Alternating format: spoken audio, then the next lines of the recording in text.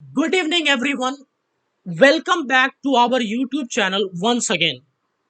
आज काफी interesting topic पे हम बात करने जा रहे हैं जो कि है एनडीटीवी का hostile take over by Adani group. अब 23 अगस्त को हमने मीडिया में प्रेस मीडिया में देखा कि अदानी ग्रुप के जो मीडिया कंपनी है एएमजी, उन्होंने कहा कि हमने 29% मोर देन 29% स्टेक एनडीटीवी में बाय कर लिया है और साथ में उन्होंने बताया कि हमने 26% के लिए ओपन ऑफर दिया है पब्लिक को। इसका मतलब टोटल 55% स्टेक एनडीटीवी का अदानी ग्रुप के पास आ जाएगा, जो कि ओनर बन जाएंगे, मैनेजमेंट सारा उनके कंट्रोल में आ जाएगा। और दूसरी तरफ एनडीटीवी का क्या कहना है, उनके प्रमोटर्स फाउंडर्स का क्या कहना है कि उन्हें इन सारे डील के बारे में कुछ भी पता नहीं, उनके कंसेंट से ये नहीं किया गया है।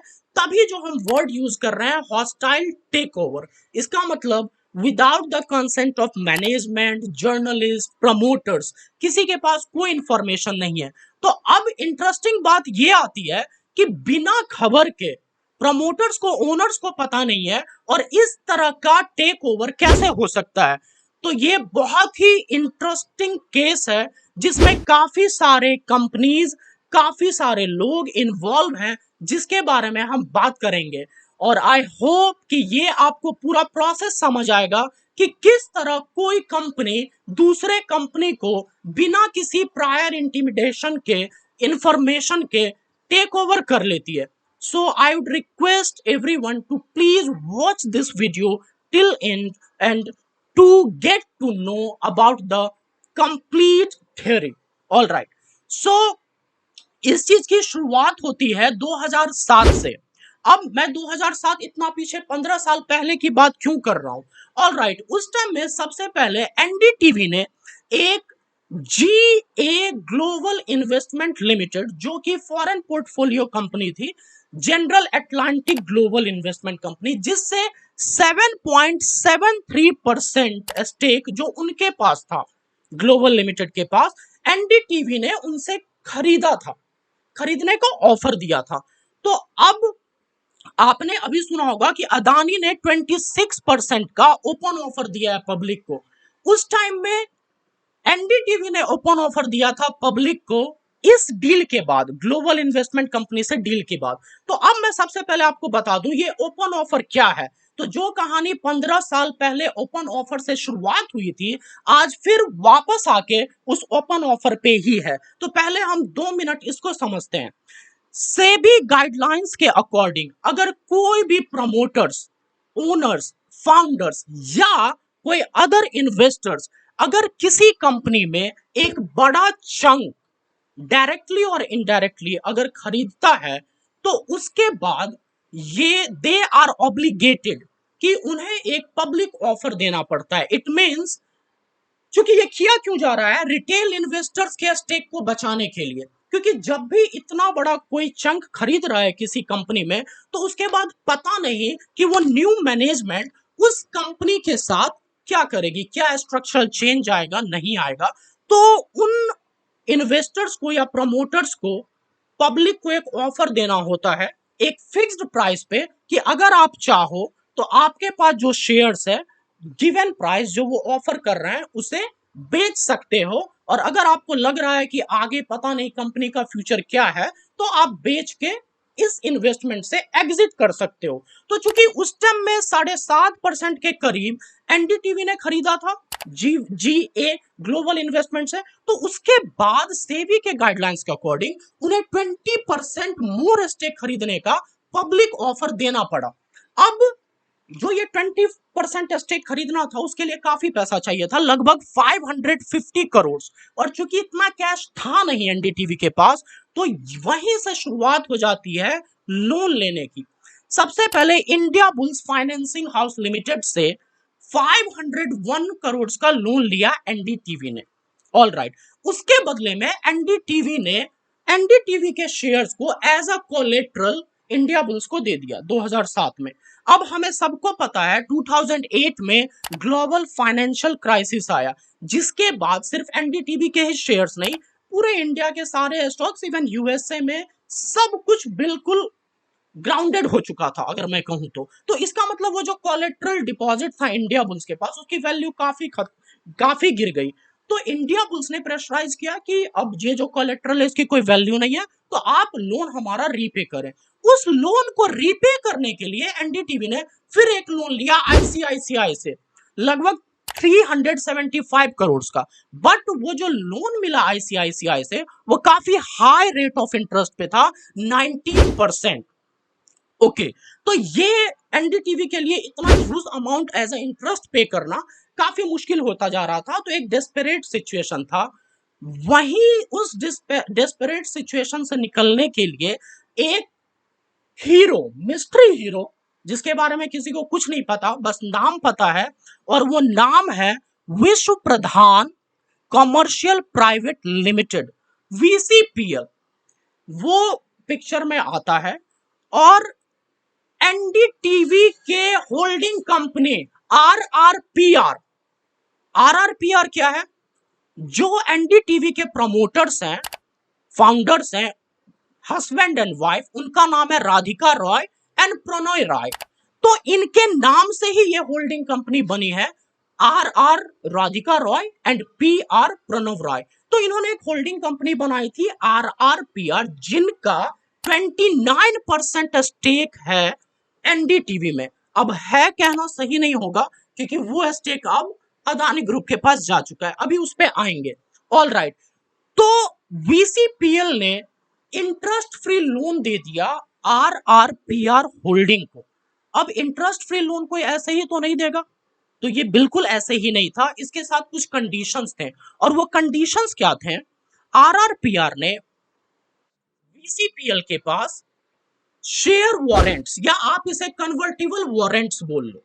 तो यहाँ पे वीसीपीएल, विश्व प्रधान कमर्शियल प्राइवेट लिमिटेड ने लोन दिया 403 करोड़ का, किसको? आरआरपीआर होल्डिंग को। और उसके अगेंस्ट, जैसा मैंने बताया कि वो इंटरेस्ट फ्री लोन था, बट वो इंटरेस्ट फ्री लोन एक्चुअली में उसके अगेंस्ट आरआरपीआर ने कन्वर्टिबल वारंट इशू किए थे। कन्वर्टिबल वारंट क्या होता है इसके बारे में थोड़ा सा हम बात कर ले। अगर कोई भी कंपनी दूसरे कंपनी को अगर वारंट इश्यू करती है, तो इसका मतलब है उस वारंट के साथ एक राइट मिल जाता है होल्डर्स को कि वो कभी भी फ्यूचर में उस राइट को एक्सरसाइज करे, और उसके बराबर उसे जो भी वारंट की वैल्यू है उसे इक्विटी शेयर मिल जाएगा। तो अब आरआरपीआर ने जो वारंट दिया तो उसकी वैल्यू क्या थी? वो वैल्यू थी 99.5% स्टेक इन आरआरपीआर। तो एक तरह से देखा जाए तो ये क्या हो गया? कंप्लीट जो एनडीटीवी की होल्डिंग कंपनी थी आरआरपीआर, उसने खुद को कंप्लीटली मॉर्गेज कर दिया था वीसीपीएल को। ऑल राइट, और उसके वैल्यू क्या थी? जो लोन दिया गया 403 करोड़। अब अदानी ने जो एक्चुअली एक्वायर किया है वो एनडीटीवी को डायरेक्ट तो किया नहीं है, जो भी 29%, और आरआरपीआर की एनडीटीवी में कितनी स्टेक है? 29.12% समवेयर अराउंड। है कहना सही नहीं है अब, क्योंकि ये अदानी के पास आ चुका है। बट अदानी ने जो कंसिडरेशन, सेल कंसिडरेशन पे किया है इसके लिए, वो है 113 करोड़। अब यहां पे सोचने वाली बात ये आती है कि जब लोन ही वीसीपीएल ने 403 करोड़ का दे रखा है, तो सिर्फ 113 करोड़ में कैसे अदानी ने खरीद लिया? तो अब यहाँ एक न्यू ट्विस्ट आता है कि एक्चुअली में वीसीपीएल ने जो लोन दिया था आरआरपीआर होल्डिंग को, वो एक्चुअली किसी और कंपनी से लेके दिया था, और उस कंपनी का नाम क्या है? शिनॉन रिटेल प्राइवेट लिमिटेड। अब ये शिनॉन रिटेल प्राइवेट लिमिटेड की अगर बात करें तो वो भी किसकी होल्डिंग थी? रिलायंस इंडिया लिमिटेड इंडस्ट्रीज की। अब यहाँ पे मिस्टर मुकेश अंबानी भी थोड़ा पिक्चर में आते हैं, बट बाद में ये हुआ कि अंबानी ने ये जो स्टेक था शिनॉन रिटेल प्राइवेट लिमिटेड में, वो सेल कर दिया। किसको सेल कर दिया? दो मीडिया कंपनी को, eminent network and next wave televentures को। राइट, तो अब अदानी ने किसे खरीद लिया? वीसीपीएल को, अपने एएमजी, जो अदानी का एक इंटरप्राइज का मीडिया कंपनी है, उसके थ्रू। राइट, तो उसने तो 29 पॉइंट समथिंग % शेयर अक्वायर कर लिया। अब मैंने आपको जैसा स्टार्टिंग में बताया था कि जब कोई भी इन्वेस्टर्स या प्रमोटर एक बड़ा चंक किसी कंपनी में स्टेक खरीदता है तो सेबी के गाइडलाइंस के अकॉर्डिंग उन्हें एक ओपन ऑफर देना पड़ता है पब्लिक को। ओपन ऑफर देना पड़ता है, मैंने बताया ओपन ऑफर क्या है कि आप पब्लिक को कहते हो एक फिक्स्ड प्राइस पे कि अगर वो अपना शेयर जो भी उनके पास स्टेक है, होल्डिंग है, अगर अदानी को बेचना चाहे तो बेच सकते हैं। और उसके लिए अदानी ने प्राइस क्या फिक्स किया है, 294 रुपीज पर शेयर। तो अब ऐसा सेबी ने रूल क्यों बनाया, ये रेगुलेशन क्यों है, to protect the interest of the retail investors, जो छोटे छोटे शेयर होल्डर है। क्योंकि आप सोच के देखो, जब इतना बड़ा टेक ओवर होता है, इतना परसेंटेज एक साथ, तो फिर हमें पता नहीं होता है, रिटेल इन्वेस्टर्स के पास ये इंफॉर्मेशन नहीं है कि अब मैनेजमेंट में किस तरह के चेंजेस आएंगे, ओनरशिप चेंज हो गया है, स्ट्रक्चर चेंज होगा, पता नहीं कंपनी का फ्यूचर क्या होगा। तो एक डाउट और ये डर बना रहता है। तो उससे निकलने के लिए आपको एक मौका दिया जाता है कि अगर आप कॉन्फिडेंट नहीं हो इस इन्वेस्टमेंट में स्टे रहने के लिए तो आप बेच के निकल जाओ। तो अदानी ने 26% स्टेक और खरीदने का ऑफर दिया है, जो कि 294 रुपीज पर शेयर का होगा। बट अब सोचने वाली बात यह है, आप अगर करंट मार्केट प्राइस देखते हो एनडीटीवी के शेयर का, तो वो समवेयर अराउंड 420 का है मार्केट में। तो कोई भी रिटेल इन्वेस्ट 294 रुपए पे क्यों बेचना चाहेगा, वो तो मार्केट में स्टॉक एक्सचेंज पे ज्यादा में बेच सकता है। तो इसका मतलब रिटेल इन्वेस्टर्स तो इस ओपन ऑफर से अपना स्टेक नहीं बेचने वाले हैं अदानी ग्रुप को। तो अब अदानी के पास क्या ऑप्शन बचता है, इसके बाद ऑप्शन बताए, क्योंकि हमें पता है किसी भी कंपनी में जो इन्वेस्टमेंट होता है वो रिटेल इन्वेस्टर्स के अलावा domestic institutional investors, other entity या फिर फॉरेन पोर्टफोलियो इन्वेस्टर्स का भी स्टेक होता है।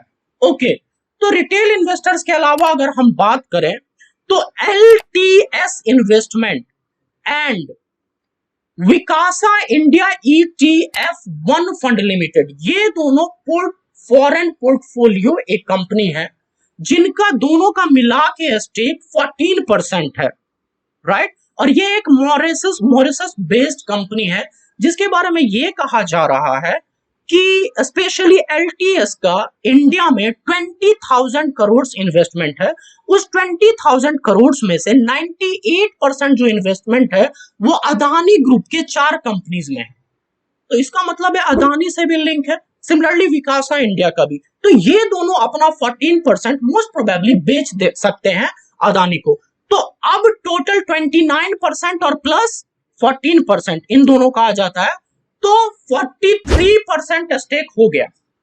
अब मेजॉरिटी शेयर होल्डिंग के लिए कितना चाहिए, 50.01%, यानी कि 50% से ज्यादा। तो अभी भी बच रहा है 7%। अब ये 7% कहां से एक्वायर कर सकती है अडानी, इसकी बात करते हैं। 4 बड़े बड़े स्टेक होल्डर्स है एनडीटीवी में। मैं बात करूं तो GRD सिक्योरिटीज जिसका स्टेक 2.8% है, आदेश ब्रोकिंग हाउस जिसका स्टेक 1.5% है, फिर ड्रॉलिया एजेंसी है उसका स्टेक 1.48% है, एंड कंफर्म रीबिल्ड है उसका परसेंटेज होल्डिंग 1.33 है। तो इनका आप टोटल करके देखें तो लगभग 8 से 9% है। और कहा जा रहा है कि इन तीनों का जो सबका जो चारों का डायरेक्टर है वो कहीं ना कहीं एक दूसरे से रिलेटेड है और इनका डायरेक्टली इनडायरेक्टली अदानी के ग्रुप कंपनीज इंटरप्राइजेस से कनेक्शन है। तो हो सकता है वो भी बेच दे। तो अगर ऐसा डील हो जाता है तो 50% से अबव स्टेक अदानी के पास आ जाएगा, मेजॉरिटी शेयर होल्डिंग हो जाएगा और एनडीटीवी का कंप्लीट कंट्रोल इनके पास आ जाएगा। तो अब ये सारी बातें जो मैंने बताई ये तो अदानी की तरफ से बता दी। दूसरी तरफ एनडीटीवी के प्रमोटर्स, फाउंडर्स, ओनर्स वो तो चुप नहीं बैठे होंगे, बिल्कुल नहीं बैठे। उन्होंने एक लेटर इश्यू किया सेबी को और कहा कि इनके बारे में इस सारे इंफॉर्मेशन जो भी ये डील हुई है हमें कोई भी इंफॉर्मेशन नहीं थी। और उन्होंने लेटर में ये भी कहा है कि 2020 में एक्चुअली एक केस हुआ था इनसाइडर ट्रेडिंग का। इनसाइडर ट्रेडिंग का मतलब होता है कि अगर कोई प्रमोटर या ओनर किसी इनसाइडर इंफॉर्मेशन का यूज करके वो इंफॉर्मेशन जो पब्लिक डोमेन में अभी अवेलेबल नहीं है उस इंफॉर्मेशन का यूज करके अगर कुछ प्रॉफिट बनाते हैं, बेनिफिट ले लेते हैं, तो ये इलीगल है। तो अगर इलीगल है तो आप ऐसा नहीं कर सकते, बट उन्होंने ऐसा किया, उस पर केस चल रहा है जो भी। तो उन इस वजह से राधिका रॉय और प्रणोय रॉय को बैन कर दिया गया सिक्योरिटी मार्केट से, किसी भी तरह के सिक्योरिटीज में बाइंग एंड सेलिंग करने से। तो उनका ये कहना है कि ये जो बैन है नवंबर 26 2022 तक चलेगा, तो इस बीच में तो हम कुछ भी इस तरह का बाइंग सेलिंग करने के लिए तो परमिटेड ही नहीं है। तो ये जो टेक ओवर कर रही है ना अदानी, होना नहीं चाहिए इनडायरेक्टली। तो अब इसके बदले में अदानी ग्रुप ने क्या कहा है कि वो जो बैन है वो तो प्रमोटर्स पे इंडिविजुअली है ना, RRPR होल्डिंग पे नहीं है। और उन्होंने जो स्टेक खरीदा है वो RRPR होल्डिंग का कंप्लीट स्टेक खरीद लिया है 29.12%। ऑल राइट, अब हम बात करते हैं कि ये जो एक ऑप्शन था वो तो दिखता नहीं नजर आ रहा है कि काम में आएगा, तो अब और क्या ऑप्शन बचता है एनडीटीवी के पास, प्रमोटर के पास। अभी करंटली जो प्रमोटर्स हैं उनके पास, राधिका रॉय के पास 16%, 16 पॉइंट समथिंग परसेंट स्टेक है, और प्रणोय रॉय के पास 15.95% है। ये टोटल मिला के समवेयर अराउंड आप देखेंगे 32-33% होता है। तो मेजोरिटी स्टेक रखने के लिए इन्हें भी 17% अभी चाहिए, और उधर अदानी को 21% और चाहिए, 29 उसके पास है। तो हमने देखा कि जो भी एफपीआई और डीआईआई अगर उनकी बात मान लेते हैं तो अदानी का तो काम हो जाएगा। बट अब इधर एनडीटीवी क्या कर सकती है कि ये भी एक ओपन ऑफर दे दे पब्लिक को, बट किस प्राइस पे दे, जो ऑलरेडी मार्केट प्राइस है 420 रुपए के आसपास, उससे ऊपर, ताकि पब्लिक वो अपना स्टेक बेच दे या और कुछ डीआईआई है वो बेच दे, और इसके थ्रू वो अपना स्टेक बचा ले। इस प्रोसेस को हम ग्रीन मेल कहते हैं। बट ऐसा करने के लिए काफी पैसा चाहिए होगा अगर आप ओपन ऑफर के थ्रू इस तरह शेयर्स खरीदते हैं, और चूंकि इनके पास ऑब्वियसली फंड्स नहीं है, अगर होता तो वो लोन चुका के जिसकी वजह से ये सारा मामला हुआ है, ये मामला होता ही नहीं। तो ये भी पॉसिबल नजर नहीं आ रहा है। दूसरा एक ऑप्शन बचता है जिसे हम कहते हैं व्हाइट नाइट ऑप्शन। ये क्या है कि अब कोई एक ऐसा mysterious investor, super rich, deep pocket के साथ, जो कि फ्रेंडली टेक ओवर में मदद करे एनडीटीवी को, आपस में ये दोनों एक कंसेंसस पे आए, डील करे और फंड्स किया जाए, ताकि बचे हुए स्टेक को खरीद के एनडीटीवी के स्टेक, मेजॉरिटी स्टेक को बचा लिया जाए। बट ऐसा इन्वेस्टर मिलेगा नहीं मिलेगा, क्या पॉसिबिलिटीज होती है, वी डोंट नो। आने वाले टाइम में पिक्चर क्लियर हो जाएगा। तो ये आप सारा मामला देख रहे हैं, देखा जाए तो ये सब लीगल है, इलीगल तो हम नहीं बोल सकते। अब इथिकल है या अनइथिकल है हम इसमें नहीं जाएंगे, और हमें पता नहीं क्या है ये, पर लीगली तौर पे तो ये बिल्कुल हो रहा है, और आगे अदानी इसको कंप्लीट टेक ओवर कर सकता है मेजॉरिटी स्टेक के साथ। ऑल राइट, अब दूसरी तरफ अगर आप एक और पिक्चर देखो तो आप देखोगे कि बहुत सारे बिलियनर्स ने, जो भी ये न्यूज चैनल्स हैं, मीडिया हाउसेज हैं, उनमें मेजॉरिटी स्टॉक खरीद रखा है, स्टेक खरीद रखा है। मैं जेफ बेजोस की बात करूं तो उसने वॉशिंगटन पोस्ट को खरीदा।